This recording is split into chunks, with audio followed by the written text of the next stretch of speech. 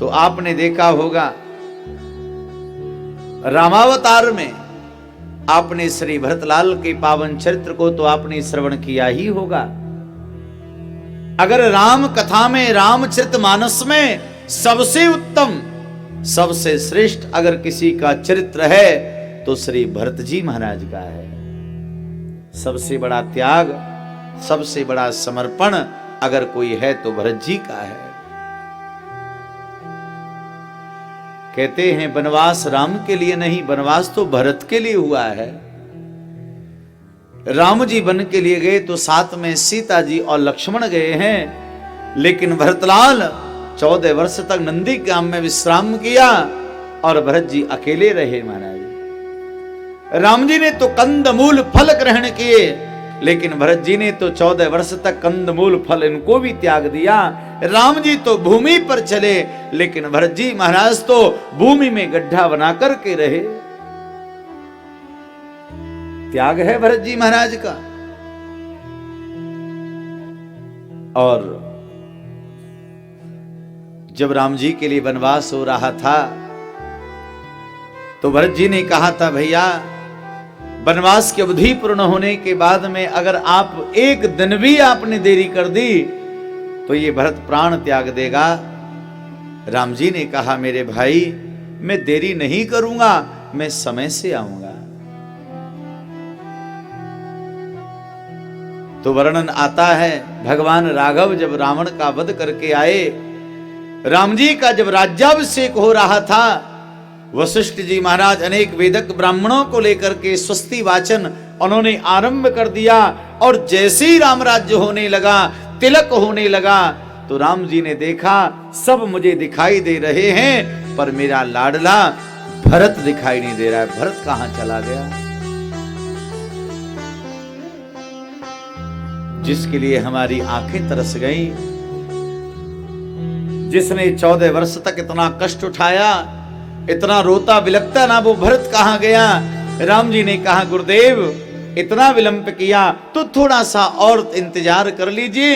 हनुमान को बुलाया और कहा पुत्र हनुमान जाओ मेरे भरत को ढूंढ करके लाओ। भरत कहां चला गया? मुझे दिखाई नहीं दे रहा है। जब तक मेरा भरत नहीं आएगा मैं राजा नहीं बन सकता। उससे भरत को ढूंढो, ऐसा वर्णन आता है। भरत जी को ढूंढने के लिए श्री हनुमान जी ने पूरी अयोध्या को छान दिया, लेकिन भरत जी नहीं मिले। हनुमान जी ने निवेदन किया प्रभु क्षमा करें, मैंने पूरी अयोध्या को ढूंढ लिया, आज भरत भैया मिले नहीं हैं, कहां चले गए? राम जी कहने लगे इस समय मेरा भाई कहां चला गया? हे हनुमान मुझे विश्वास है, मुझे सिंहासन पर देखने के लिए भरत की आंखें तरस रही थी, वो भरत कहीं और नहीं यही कहीं होगा। अरे एक बार देखो तो सही। जैसे हनुमान जी की दृष्टि राम जी के सिंहासन के पीछे गई तो क्या देखा? राम जी के ऊपर जो बहुत बड़ा छत्र है, जो राजाओं के ऊपर रहता है, आज हनुमान जी ने देखा वो छत्र किसी दास के हाथ में नहीं है, किसी सेवक के हाथ में नहीं है, किसी नौकर के हाथ में नहीं है। वो अयोध्या का छत्र जो है आज भरत भैया ने अपने दोनों हाथों से पकड़ा हुआ है और चुपचाप राम जी के सिंहासन के पीछे खड़े हैं। नेत्रों से खुशी के आंसू झर रहे हैं। हनुमान जी के शब्द निकल नहीं पाए। हनुमान जी कहने लगे हे प्रभु भरत भैया मिल गए। बोल कहां हैं? बोले आपके ऊपर जो बहुत बड़ा ये अयोध्या का छत्र है, ये अयोध्या का छत्र किसी दास के हाथ में नहीं है, ये भरत भैया के हाथ में है। अगर आप कहें तो इस छत्र को किसी नौकर के हाथ में, सेवक के हाथ में थाम देते हैं। भरत भैया को बुलाऊं मैं? राम जी ने कहा नहीं हनुमान, भरत को वहीं पर रहने दो, भरत वही ठीक है, क्योंकि मेरा हृदय मानता है मेरा भरत जो भी करेगा अच्छा ही करेगा। और मैं जानता हूं जब तक अयोध्या का छत्र भरत जैसे त्यागी के हाथ में रहेगा, तब तक अयोध्या का बाल बांका भी नहीं हो सकता है।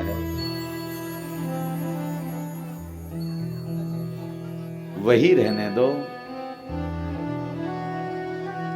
मेरे प्रभु के नेत्रों से आंसू झरने लगे, आज वही रहने दो। लेकिन आज हमारे समाज का, हम लोगों का बहुत बड़ा दुर्भाग्य है। अरे भैया, ये रामायण हमें क्या सिखाती है? भाई भाई के प्रति कितना प्रेम और अनुराग होना चाहिए, भाई के प्रति कितना समर्पण होना चाहिए। लेकिन आज देखो हमारे घरों में क्या हाल हो रहा है। एक भाई भाई का दुश्मन है, भाई ही भाई का शत्रु है। आप देखिए महाराज, विवाद पड़ोसी से नहीं, शत्रुता दूसरे से नहीं, जहां भी आप देखेंगे महाराज झगड़ा मिलेगा, विवाद मिलेगा तो भाई का भाई से ही मिलेगा। लेकिन मैं कहना चाहता हूं ऐसा क्यों है, ये कारण क्या है, इसको थोड़ा गंभीरता से लेना चाहिए। राम जी ने रामायण में कहा है, अरे संसार में सब कुछ मिल सकता है। जब लक्ष्मण को शक्ति लगी तब राम जी ने कहा है, संसार में सब कुछ मिल सकता है पर मां जाया भाई नहीं मिल सकता है। बहुत दुर्लभ है। वो है अलौकिक आनंद होता है महाराज। हे प्यारे सज्जनों, ये प्रयास करो, जितना संभव हो सके उतना प्रयास करो।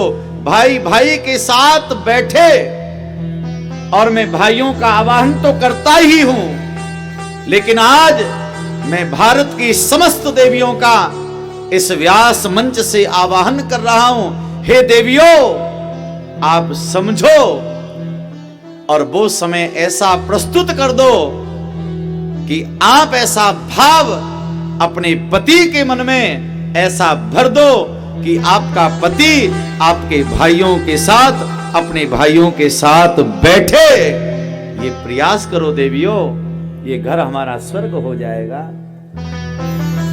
हे देवियों, हे माताओं, समझ लो संसार में कुछ नहीं है महाराज। भाई भाई आपस में कितना भी युद्ध करें, लड़ें, लेकिन आप ये प्रयास करो, कारण आप नहीं बने उसका। भले ही भाई भाई युद्ध करते रहें, लड़ते रहें, झगड़ते रहें, लेकिन आपका सदैव प्रयास यह रहना चाहिए कि भाई भाई एक साथ में बैठें, एक साथ। ठीक है, परंपरा है, अलग भी होते हैं, वो जो प्रथा चली आ रही है उसे चलने दो। लेकिन भैया प्रेम की स्थापना हो।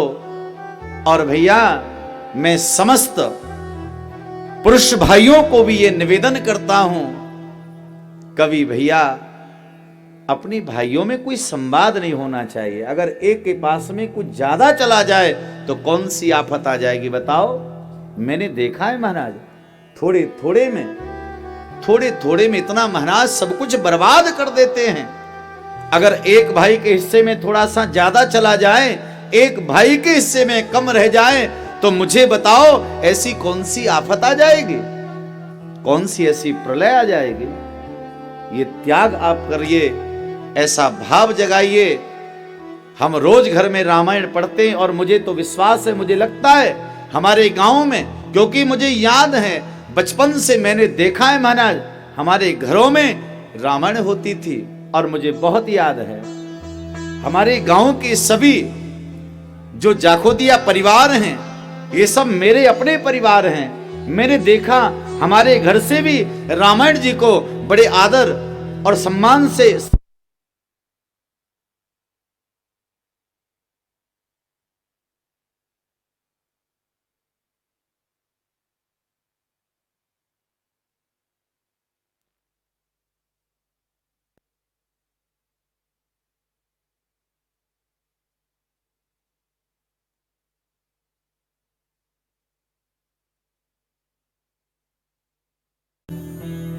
हमारे गांव के जितने भी परिवार हैं, बहुत भावुक और धार्मिक हैं।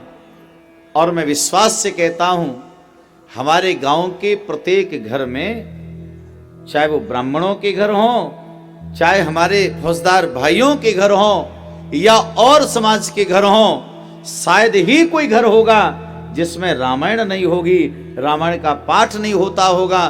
कोई पूरे गांव में एक आध मिल जाए तो मिल जाए, इतना धार्मिक है। लेकिन रामायण से हमने आपने कुछ सीखा क्या? बताओ, कुछ ज्ञान लिया? नहीं लिया महाराज। रामायण से अगर थोड़ा भी सीखा होता, रामायण से थोड़ा भी ज्ञान लिया होता, तो आज हमारा घर राम राज्य हो गया होता।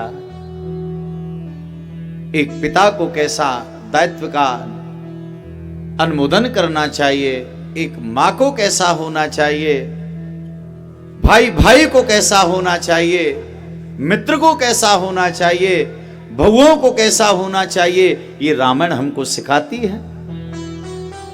देखा है महाराज, भाई भाई को महाराज बर्तनों पर, और ऐसी ऐसी देवियां धन्य हैं जो भैया चम्मचों पे लड़वा देती हैं, चम्मचों पे।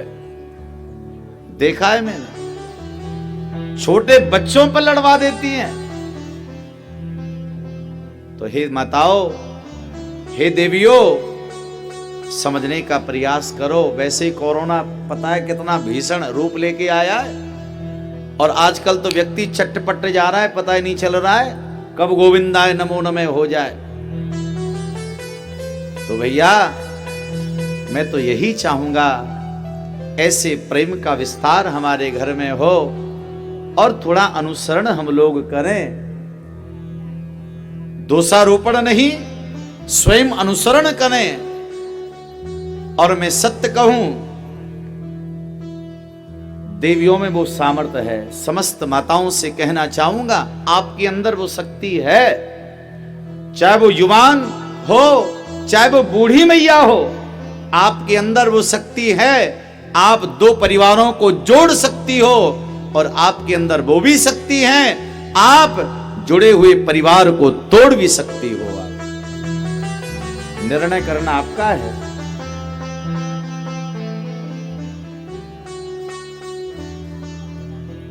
अच्छा भला आदमी काम धाम से घर आवे और पहले से देवी ऐसा माहौल बनावे महाराज, एकदम गर्म होता हुआ चला जाता है, ताता हो जाता है एकदम महाराज। नहीं नहीं नहीं, कथा से कुछ ज्ञान ले लो। मैंने पहले दिन भी कहा था, भागवत अनेकों बार यहां पर हुई, लेकिन ये भागवत अलग है। कुछ ज्ञान लेंगे हम, रामायण का अनुसरण करेंगे। ये रामायणी भागवत क्यों? केवल टाइम पास के लिए नहीं है। कथा हो रही, हम पहुंच गए भैया, टाइम पास हो गया, बढ़िया। नहीं, इस भागवत से हमने क्या सीखा, रामायण से क्या सीखा। तो आज सभी माताओं को कहना चाहूंगा, आज संकल्प लेकर के जाओ, और ये संकल्प लो, यदि आपका परिवार अब तक टूटा हुआ है, उस परिवार को जोड़ने का इसी कथा के प्रांगण में, इसी मंदिर में आप संकल्प लीजिए। आप संकल्प लीजिए। भाई बरसों से भाई भाई नहीं बोलते, मुझे बड़ा आश्चर्य होता है। भाई भाई में बातें नहीं होती है महाराज, भाई भाई से बोलना नहीं चाहता है। ये बहुत गलत है। इसलिए बड़ा भाई पिता तुल्य होता है। तो प्रयास यही करो, हमारा घर जुड़े। अगर ऐसा आपने किया तो ये कथा श्रवण कराना भी हमारा सार्थक हो जाएगा, और आप लोगों का सुनना भी सार्थक हो जाएगा। और मुझे पूरी उम्मीद है, मुझे विश्वास है, इस बार सब लोगों का खूब आशीर्वाद मिल रहा है, आप लोगों का बहुत प्यार मिल रहा है। हकीकत आपको बताऊं, आज कथा का 7वां दिन होने को जा रहा है, पर महाराज पता नहीं चल रहा है कि 7 दिन हो गए। अभी ऐसा लग रहा है कि कथा न जाने कितने दिन और चलेगी। सही बताओ, ऐसा लग रहा है या नहीं लग रहा? आप बताओ, लग रहा है ना? ऐसा लग रहा है कथा न जाने कितने दिन और चलेगी, जबकि आज कथा का 7वां दिन है। इतना आनंद आ रहा है महाराज, तो वास्तव में कथा निरंतर हमारे जीवन में चलनी चाहिए। कथा को ही कान से सुन के दूसरे से नहीं निकालना है, कथा को हृदय में विराजमान करना है, कथा को जीवन में उतारना है और हमको हमारे जीवन में परिवर्तन करना है। संसार में सब कोई प्रेम चाहता है, सब कोई मान और सम्मान चाहता है, तो हम सबके मन में ऐसा भाव आए, यथा योग्य सबको आदर दें, सबको मान दें, सबको सम्मान दें, ऐसा भाव हम आप सबके जीवन में आना चाहिए महाराज।